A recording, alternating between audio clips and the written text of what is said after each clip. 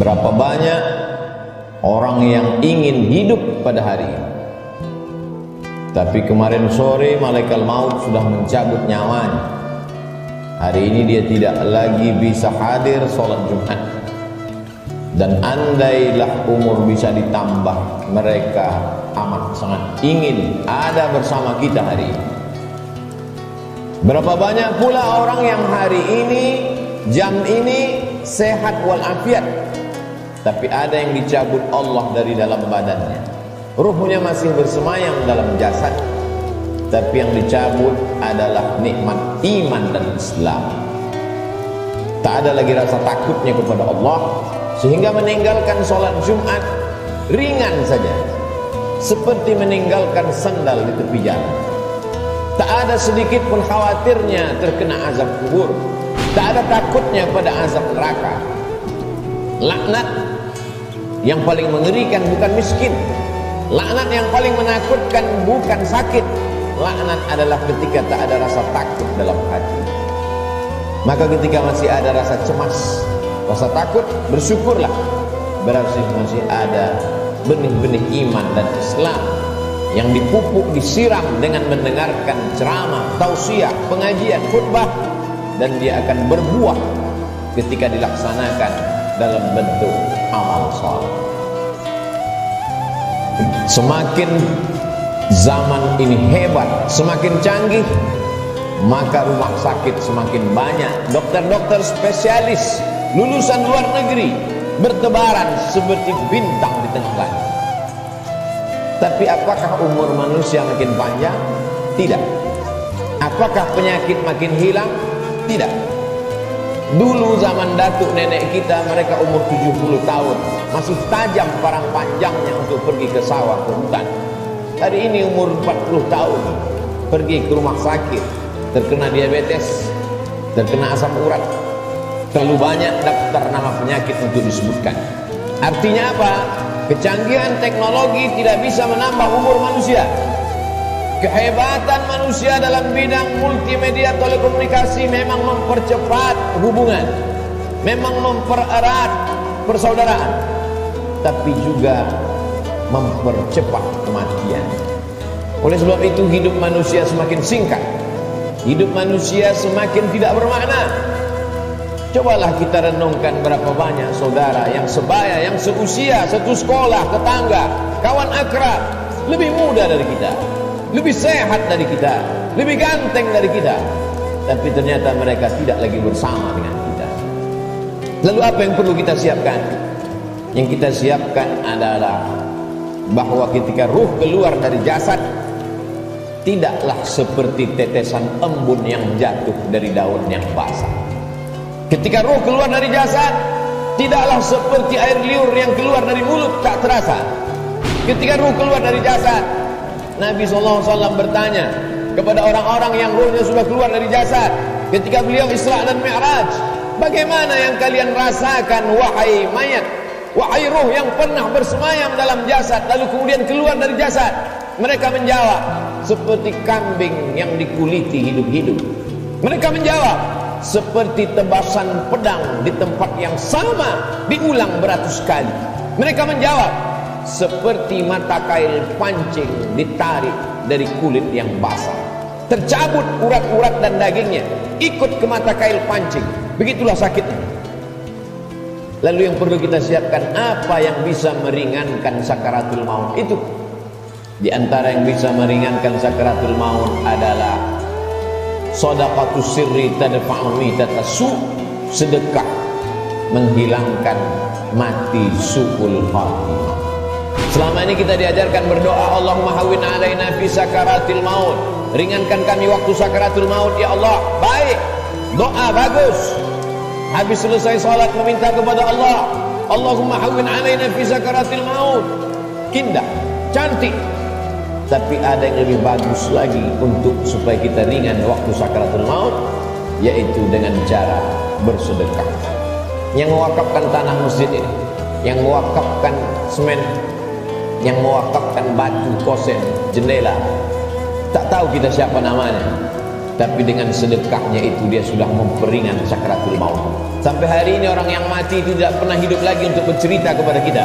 Mimpi pun tak dapat kita pesan. Bolak-balik kita minta untuk bermimpi dengan datuk, ayah, emak, tak dapat berjumpa dengan mereka.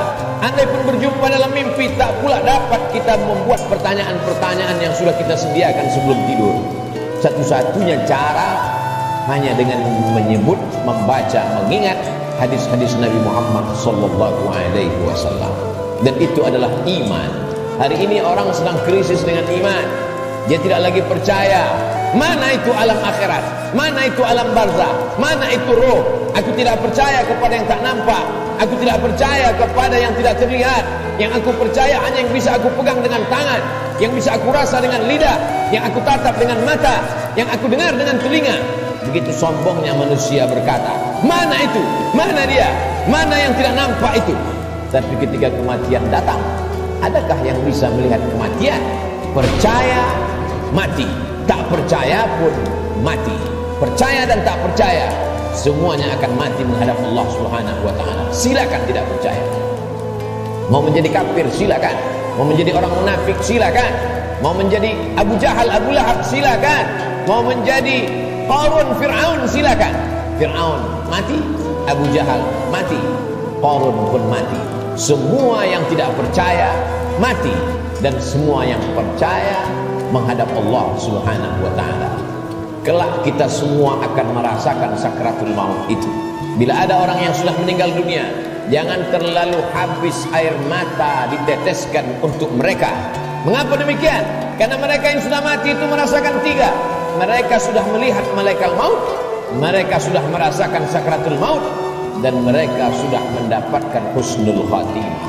Bagi yang beramal soleh, adapun yang larut dalam kesedihan, menangis sampai tak bertepi, sesungguhnya engkau termasuk orang-orang yang mubazir.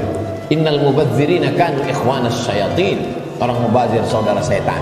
Menangislah karena usia yang lalu tak dapat diulang kembali. Menangislah karena masa-masa muda yang diisi dengan dosa tak dapat diminta ampunannya kepada Allah. Ainani, ada dua mata, la yamassuhuman nar, yang tidak akan terkena azab api neraka. Ainun bakat min khasyatillah, mata yang menangis karena takut kepada Allah.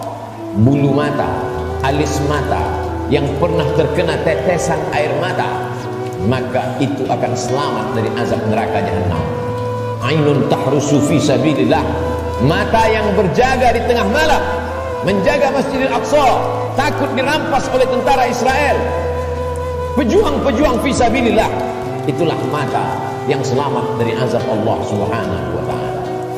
Setelah mati menghadap Allah, bebas dari sakaratul maut, mereka adalah orang-orang yang mati syahid. Orang mati syahid itu tidak merasakan empat, tidak merasakan sakaratul maut. Sakaratul maut mereka seperti cubitan pada kulit yang lembut. Mereka tidak merasakan azab kubur, mereka tidak merasakan hisab. Mereka langsung masuk ke dalam surga Allah Subhanahu wa ta'ala. Wala taqulu liman yuqtalu fi sabilillahi amwat. Jangan kau katakan mereka yang mati syahid itu mati. Bal ahya, mereka hidup. Walakin la tash'urun, kamu yang tak dapat merasakannya. Setiap muslim mesti berniat mati syahid. Andai dia tidak mati syahid, maka niatnya menyampaikannya. Innamal a'malu binniyat. Seorang akan mendapatkan sesuai dengan niatnya. Iskariman au mutsyahidan. Kalau hidup, hidup mulia. Kalau mati, matilah sebagai seorang syuhada. Kenapa kita masih hidup hari ini? Kenapa Allah masih semaikan nyawa dalam badan kita? Mengapa kita masih diizinkan melangkahkan kaki, menghayunkan tangan? Kenapa orang yang lebih sehat dari kita lebih dulu mati daripada kita?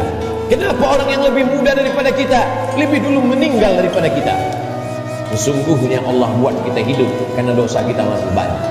Allah sayang dengan kita, Dia tunggu kita bertobat. Sesungguhnya Allah buat kita hidup karena Allah tahu kita belum punya bekal yang banyak. Senantiasa husnuzon kepada Allah. Orang-orang beriman, dia tahu bahwa umurnya itu masih dititipkan Allah. Allahumma ja'alil hayata ziyadatan lana fi kulli khair. Kalau kau takdirkan aku masih hidup besok pagi, jadikan hidup besok pagi sebagai amal saleh. Waj'alil mauta rahatan lana min kulli syarr.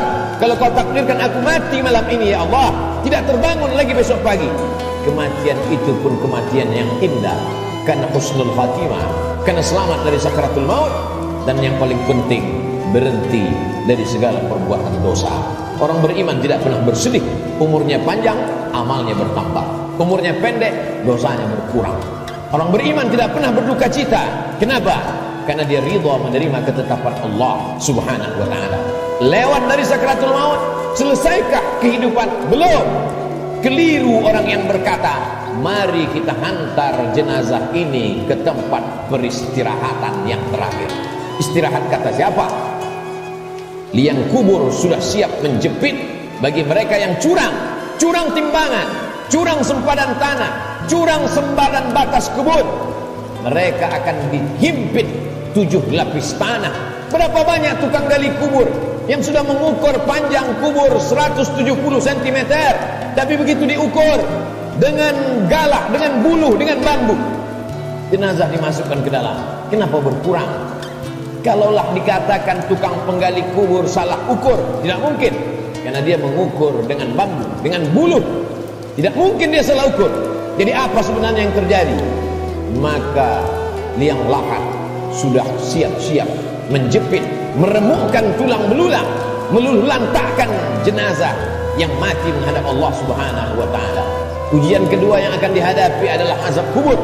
Maka setelah fil alamina innaka hamidum majid, orang solat beriman, muslim yang takut kepada Allah, menambahkan doanya, Allahumma fir lima qaddamtu wa ma akhartu wa ma asrartu wa ma a'lantu wa ma asraftu wa ma anta a'lamu bihi minni antal muqaddimu wa antal muakhiru la ilaha illa anta subhanaka inni kuntu minadh dhalimin. Sebelum salam dia tambahkan 4, Allahumma inni a'udzubika min azabi jahannam wa min azabil qabri wa min fitnatil mahya wal mamat wa min syarri fitnatil masihid dajjal. Dia minta selamat dari azab kubur.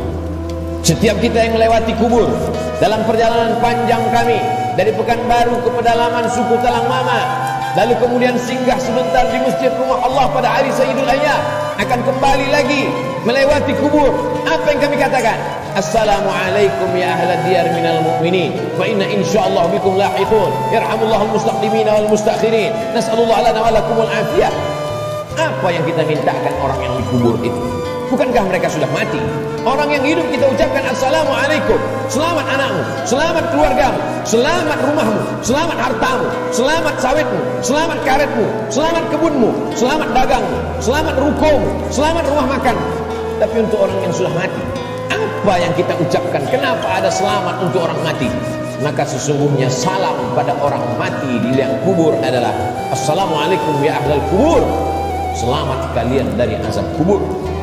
Hadisnya sahih, diriwayatkan oleh Sayyidatuna Aisyah Ummul Mukminin. Wahai Aisyah, kata Nabi sallallahu alaihi wasallam, kalau engkau lewat di kubur, mulutmu jangan diam saja, ucapkan salam. Assalamualaikum ya ahla diyar, selamat bagi kalian. Selamat apa? Selamat dari azab kubur.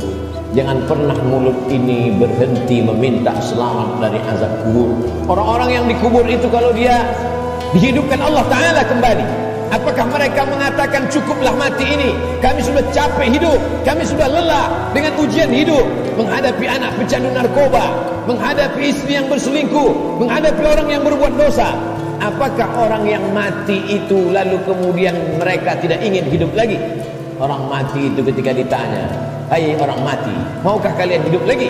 Mereka akan menjawab, laula akhartani ila ajalin qarib, seandainya kau tambah umur kami ya Allah, kami ingin hidup fa as-sadaqah.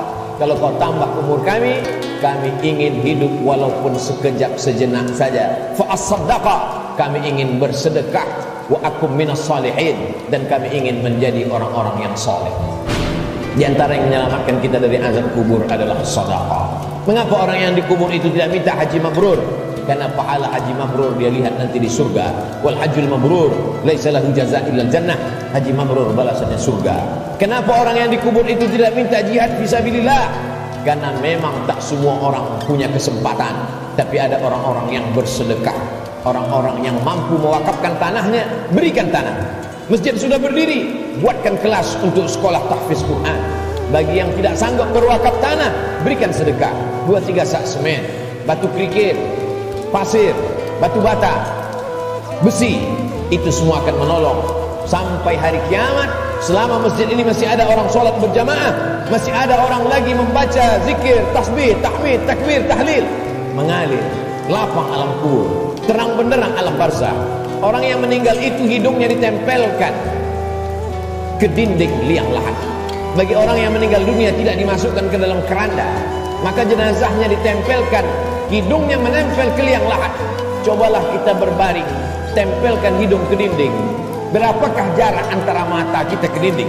Begitulah jarak kita dekatnya dengan dinding. Pandang ke depan, pandang ke belakang, pandang ke atas, pandang ke bawah, tak ada yang bisa dipandang. Gelap gulita, tempat yang paling gelap, tempat yang paling sepi, tempat yang paling sunyi. Apa yang sudah kita persiapkan? Berapa banyak orang mempersiapkan hidup untuk kehidupan setelah pensiun? Berapa banyak orang mempersiapkan hidup setelah hidupnya tenang, dia akan siapkan untuk anaknya.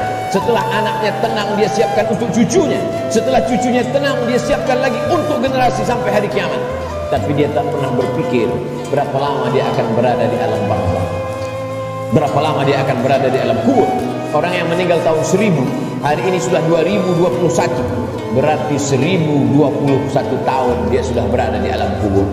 Orang pensiun umur 58, 56, maka dia hanya mempersiapkan 63 tahun, 5 tahun, 4 tahun, 7 tahun.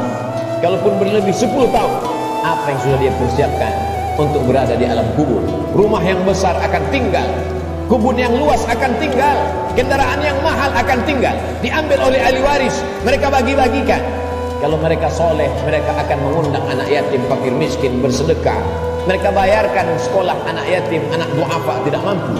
Tapi kalau tidak, maka apa yang sudah kita sedekahkan, itu saja yang akan kita bawa menghadap Allah Subhanahu wa ta'ala. Sampai akhirnya datanglah hari kiamat, diledakkan lautan naik ke darat. Idza sama'un fatarat, langit terbelah. Wa idzal kawakibun tasarat, planet-planet bertabrakan. Wa idzal biharu fujirat, lautan meledak naik ke darat. Wa idzal quburu bu'thirat, semua yang dikubur dibangkitkan. Alimat nafsum ma qaddamat wa akhar. Ketika itulah baru orang semua sadar bahwa hidup hanya mimpi. Mimpi jadi orang kaya, mimpi jadi penguasa, mimpi jadi orang yang dihormati dan dimuliakan, mimpi menjadi ustadz dan ulama. Yang kekal abadi hanyalah amal-amal soleh semata. Saat itulah dia akan menghadap Allah Subhanahu wa ta'ala. Isma syi'ta, hidup sesuka hatimu, fa innaka mayyit, karena sesungguhnya kau akan menjadi mayat. Sampai masanya ditiupkan sangkakala, manusia berada di alam barzah. Setelah itu dia berdiri di padang mahsyar. Saat itu tidak ada siapapun yang bisa menolong. Yauma yafirrul mar'u min akhihi, saudara kandung pun akan lari dari saudaranya. Wa ummihi wa abihi, ibu akan lari dari anaknya, anak lari dari ibu kandungnya. Wa sahibatihi wa bani, suami akan lari dari istri, istri melarikan diri dari suami. Anak-anak tak bisa menolong ayah, ibu tak bisa menolong anak. Likulli imri'in minhum yawma idzin sya'nun yughni, setiap orang hanya akan mementingkan dirinya sendiri. Apa yang kita tanam hari ini, itulah yang akan kita tuai. Tangan mencincang, bahu memikul. Sedangkan padi yang kita tanam belum tentu akan kita panen padi. Tumbuh juga rumput-rumput liar. Konon lagilah rumput betul-betul yang kita tanam. Jangan pernah bermimpi akan menuai padi. Inna awwala ma yuhasabu bihil amru yaumal qiyamati as-shalah. Yang pertama kali dihitung, dihisab dari amal adalah salat. Sebanyak apapun zikir kita, sebanyak apapun sedekah kita, kalau tidak ada tempat bergantungnya salat, maka tidak bernilai di hadapan Allah. Idza salahat salahal amalu kulluh, kalau salatmu baik, maka baiklah amalmu. Wa idza fasadat fasadal amalu kulluh, kalau salatmu rusak, maka rusaklah seluruh amal. As-salatu ibaduddin, salat adalah tiang agama. Hari ini masih ada anak-anak muda yang sholat ke masjid, nikmat besar bagi orang tuanya. Tapi ada orang tua yang tak sholat, musibah besar bagi umat. Sholat menjadi salah satu pesan Nabi sebelum dia meninggal. As-salah, as-salah, sholat. Pesan Abu Bakar ketika pertama kali menjadi khalifah, qumu ila salatikum yarhamkumullah. Yang sholat mati, yang tak sholat pun mati. Orang Islam tetap ada fardu kifayah untuk melaksanakan sholat jenazah. Isma syi'ta, hidup sesuka hatimu, fa innaka mayyit, karena sesungguhnya kau akan menjadi mayat.